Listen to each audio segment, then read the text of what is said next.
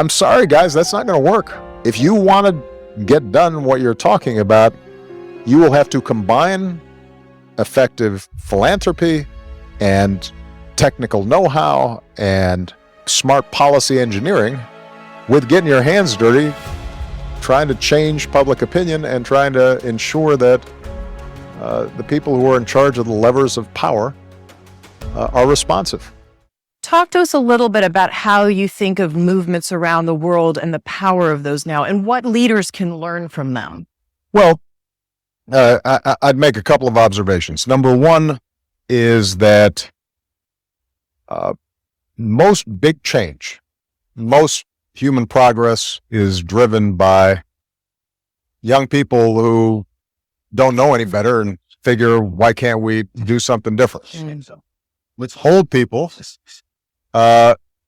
get comfortable or cranky or protective of their status or set in their ways.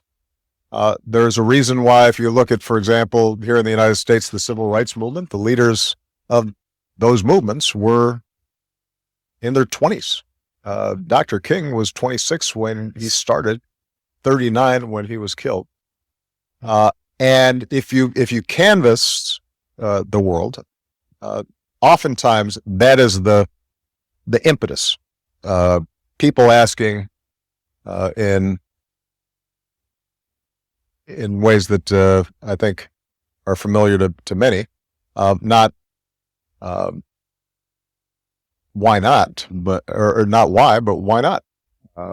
Why do things have to be the way they are? So that's point number one, that young people, I think, can make an enormous difference. Number two is that because most of us now either live in democracies or countries that purport to be democracies, because we have won the battle of ideas that says governments and our common efforts have to be rooted in the legitimacy of people.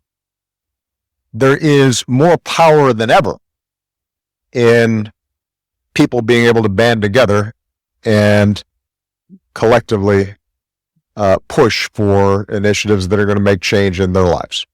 That's something that for most of human history was unimaginable. That is one of the amazing transitions that has taken place. And you will notice that even in autocracies today, there is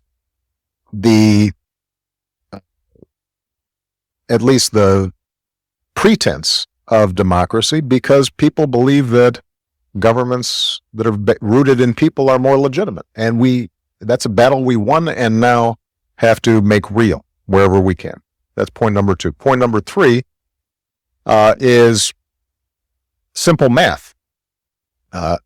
In most places, if you want to get something done, whether it's a smarter climate change policy or healthcare for people or more funding for girls' education, you've got to have a majority of people supporting it. You got to have votes. You have to have the allocation of resources. And that requires mobilization and a game of addition rather than subtraction.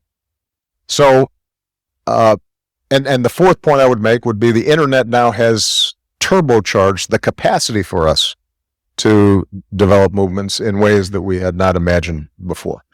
Now, the last thing I'll say, so that I don't sound like I'm still in the U.S. Senate and filibustering, it is I guess a smaller point, but a profound one that I tried to reinforce with my staff at every level of my public work and continue to do to this day. I actually think organizing, mobilizing, starting movements starts with a story. And you can't create a story that moves large numbers of people unless you are able to listen and hear to the story of the person next to you. the story of your neighbors, the stories of your coworkers, the stories of your community, the story of people who are not like you. And so one of the things that I think is important is for us to learn how to listen to each other and learn how it is that we came to be who we are, think the way we do, because that understanding of other people's stories is how you end up ultimately forging bonds and creating the glue that creates movements.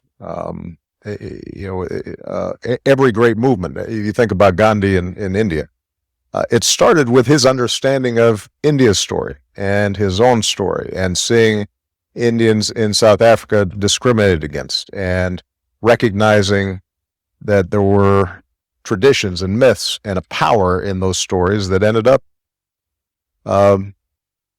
driving